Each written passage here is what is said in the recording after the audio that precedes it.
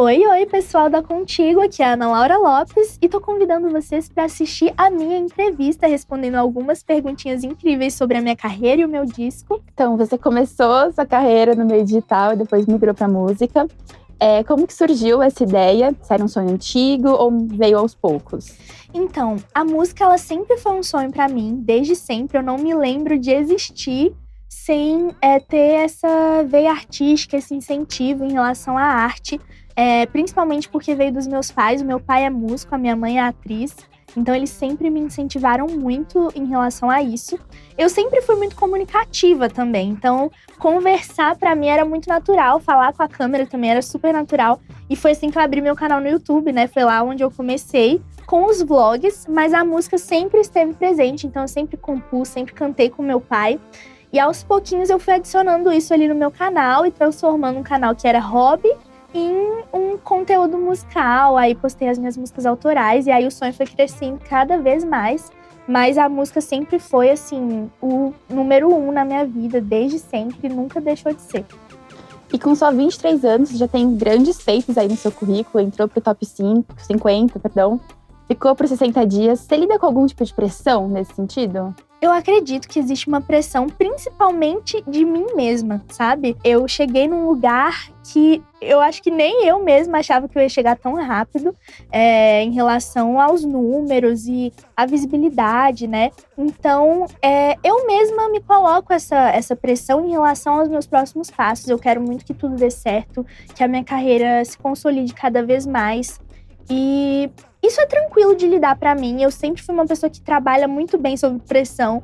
Então, eu me exijo, mas eu também sou muito compreensiva comigo mesma em relação aos meus processos, ao tempo das coisas também. Eu acho que tudo acontece no tempo certo.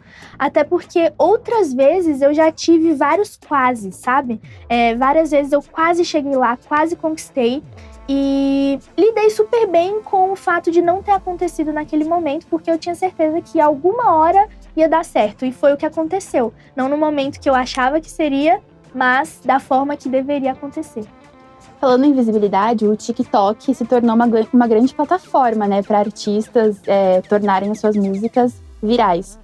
Você considera que a viralização de Fantasma foi um divisor de águas na sua carreira? Nossa, foi. A viralização de Fantasma foi um divisor de águas não só na minha carreira, mas na minha vida também. Assim, a minha vida mudou completamente em todos os sentidos. Eu acho que foi a melhor coisa que me aconteceu, ter toda essa visibilidade com Fantasma e ter tido essa recepção do público em relação à música. Foi meio que uma confirmação pra mim como artista de que eu tava no caminho certo, de que eu deveria continuar e que era isso mesmo que eu deveria estar fazendo. Eu tava no lugar certo, na hora certa, lançando a música certa. E tudo aconteceu muito rápido, né? A viralização de Fantasma foi em questão de, assim, dias. Eu lancei a música, a Ana Castela gravou um vídeo cantando a música no TikTok, inclusive. Eu acho que isso acelerou muito o processo. Então, foi incrível, assim. Nos últimos anos, os artistas eles têm apostado em lançamentos de singles, de apps, pensando nessa questão de viralizar. Só que você vem na contramão e lança um álbum com 15 músicas, O Meu Endereço. Como que foi essa tomada de decisão? Então, quando eu decidi lançar um disco, eu queria muito me consolidar como artista em uma era, sabe? Eu nunca tinha tido essa sensação de estar unificada na minha carreira, tanto com identidade visual, quanto com as redes sociais, a minha forma de me comunicar, tá tudo direcionado ali pro disco, né? Tudo conversa com o meu endereço, com a letra das músicas, com o que eu quero passar.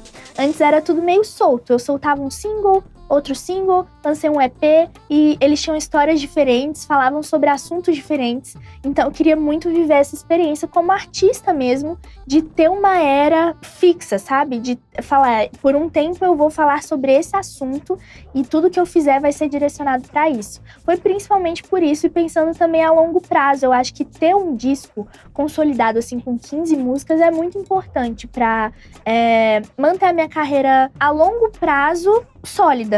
Acho que é isso. Uhum. E o disco, o álbum, né? Ele tem essa coisa de... Isso que você falou, de ter um tema, Você até pode escutar em uma ordem as músicas, uma cor, enfim. Você acha que você tende a valorizar mais o conjunto da obra, essa coisa de escutar tudo junto? Sim, eu valorizo muito as pessoas que escutam o disco pensando nos detalhes, porque ele foi pensado minimamente, sabe? A gente tá trabalhando nesse disco há meses, assim. Desde setembro, se eu não me engano, o lançamento do disco foi em março, né? Não, em maio. Em maio. E foi um trabalho, assim, muito minucioso. A gente pensou em cada detalhe das músicas. As letras, elas conversam entre si. Tem muitos easter eggs entre as músicas. Então, você consegue perceber detalhes do apartamento. Uma música que complementa a outra. Citações de músicas diferentes dentro do mesmo disco. Então, o conjunto da obra é muito especial, né? Porque carrega muito da minha personalidade. De tudo que eu quis entregar como artista para os fãs. Mas com certeza as músicas individualmente são muito boas. Então eu valorizo isso também. E falando nisso também, quais que foram as suas inspirações para o álbum? As principais inspirações são muitas, porque eu sou bem eclética, eu escuto um pouco de tudo. Mas pro disco eu foquei bastante numa vibe assim, oitentista. Então eu escutei muito Tim Maia, bastante Marcos Valle também. Ele é uma enorme referência para mim como compositora. E de referência internacional, principalmente a Sabrina Carpenter. Ela foi uma grande referência para mim. E ela tem sido referência desde muito antes do disco, assim. Muito antes dela lançar Expresso. Então, ela, nesse momento, me ajudou muito a ter essa inspiração também. E isso no álbum ou na sua carreira, você diria, de inspiração dela? Olha, da Sabrina eu diria na minha carreira. Eu gosto muito de me inspirar nessa vibe dela de ser girly, sabe? De ser amiga das meninas. Então, isso diz muito sobre a minha personalidade também. Isso de gostar muito de rosa e gostar de coisas fofas, assim, ao mesmo tempo ter um toque de sensualidade, de acidez, um humor um pouco ácido. Isso tem muito a ver comigo. Com certeza a Sabrina é uma das minhas maiores referências como artista na carreira no geral. E voltando para a questão do gênero musical, realmente, né, o álbum ele tem uma batida mais diversa. Tem um pop, tem um country, que justamente por isso que eu reparei na bota, eu lembrei. O Fantasma também tem uma pegada meio forrozinha, assim. Você se considera uma cantora de gênero específico ou sempre prefere mesclar? Olha, eu digo que eu sou uma cantora pop. Apesar de eu passear por vários gêneros musicais diferentes, eu acho que eles não perdem a estética do pop, sabe? Então, apesar de ter um pagodinho dentro do disco, é um pagode da Ana Laura Lopes, sabe? É uma versão de um pop pagode. O forró é a mesma coisa, você escuta, mas ele tem uma sonoridade pop. Então, eu quis muito passear pelos gêneros que eu mais gosto. Eu escuto muito tudo do que eu coloquei no disco e eu achei importante para trazer a minha personalidade, realmente dar essa sensação de que a pessoa tá entrando dentro do meu apartamento, porque seria o que aconteceria, sabe? Se você der play na minha playlist, vai ser uma salada mista, cheia de coisa diferente. Então eu quis trazer um pouco disso, mas dentro de uma mesma estética, que seria o pop confessional, chiclete, assim, que combina bastante com a minha personalidade. Sobre Fantasma, qual que é o significado dessa música? Fantasma fala sobre um ghosting que eu tomei. E a história é 100% real. Isso é o mais engraçado, que cada detalhe da letra da música é real. Inclusive, as minhas amigas, quando escutaram a música pela primeira vez, tiveram um choque. Falaram, Ana, eu não acredito que você vai falar isso na música, você é louca. E eu falei, gente, eu tô com vontade de desabafar. Eu espero que as pessoas gostem. Então, eu sinto que muitas pessoas se identificaram. Ghosting é algo que é muito comum, né? Hoje em dia, as pessoas normalizaram muito. Então, eu quis mostrar ali o lado da moeda da pessoa que foi deixada de lado e que sofreu com isso de uma forma leve também, engraçada. Faz super sentido. E Fantasma foi single. Foi uma escolha certeira? Você sabia que ia ser single? Ou você pensou em outras possibilidades? E quais que foram elas? Então, Fantasma sempre chamou muita atenção como single. Ela faz parte do meu primeiro EP, que eu Era Uma Vez, e ela foi a faixa foco. Pra decidir essa faixa foco foi muito fácil, a gente pediu opinião e a maioria das pessoas, tanto as pessoas do meio da música, quanto as pessoas que a gente pedia só pra ouvir e falar o que elas achavam mesmo, todas indicavam que Fantasma era melhor e que ela era muito boa, a história era muito boa, a letra, a melodia. Então, não era só uma intuição minha e da equipe, assim. As pessoas indicavam isso já antes da gente lançar. Então, a gente foi com tudo. Eu apostei tudo 100% em Fantasma. Uma outra música do EP que eu gosto muito é Espero Bem Mais de Você. Eu, inclusive, gosto mais dela do que de Fantasma. Mas acabou que Fantasma foi realmente mais forte. A gente decidiu colocar todas as nossas fichas apostadas em Fantasma e funcionou super, né?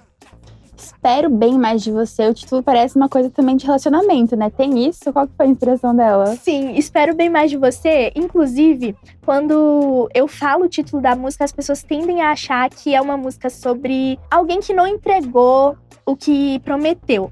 Mas, na verdade, é sobre eu querer algo a mais com aquela pessoa. Tipo, é alguém que, tipo, a gente não tem nada sério, mas eu gostaria muito de ter. Então tem esse certo plot twist e fala sobre essa história onde eu tô muito apaixonada e falando, olha, se você quiser eu tô aqui e tal, pronta pra viver um romance. Nas redes sociais, você acumula, juntando TikTok e Instagram, 2 milhões de seguidores, né? Sim. Só se esse número aumentou, mas pelas minhas pesquisas, aumentou. Um pouquinho. Você se vê como uma espécie de influenciador e sente uma responsabilidade com o seu público? Sim, eu sinto bastante responsabilidade sobre tudo que eu influencio. Eu acho muito importante, não só pela visibilidade das redes, mas como artista mesmo, porque eu acredito que os meus fãs sempre escutam as minhas músicas em momentos que eles precisam, sabe? Um momento que as músicas tocam neles de uma forma muito especial. Então eu me sinto sim, responsável por todas as pessoas que me acompanham, de certa forma. Eu tomo muito cuidado com isso, inclusive, nas minhas redes. E eu passo muito do que eu acredito, do que eu sei, do que eu aprendi como pessoa durante o meu amadurecimento, de uma forma muito leve, muito engraçada. Eu acredito que eu tenho influenciado de uma forma muito benéfica muitos jovens que me escutam. Para finalizar, o que a gente pode esperar dos próximos passos de Ana Laura? O mais importante, com certeza, que vem aí é a turnê. Inclusive, o primeiro show de estreia, vai acontecer aqui em São Paulo, dia 10 de julho, no Teatro Bradesco. E vai ser uma grande turnê, assim, eu tô muito animada. É diferente de tudo que eu já fiz em relação ao vivo, assim. É a primeira vez que eu faço uma turnê tão bem trabalhada, com bailarinos, com muita luz, troca de figurino. Então, vai ser algo que o público vai se surpreender com certeza. Me sigam nas redes sociais, Ana Laura Lopes F no Instagram, Ana Laura LF no TikTok.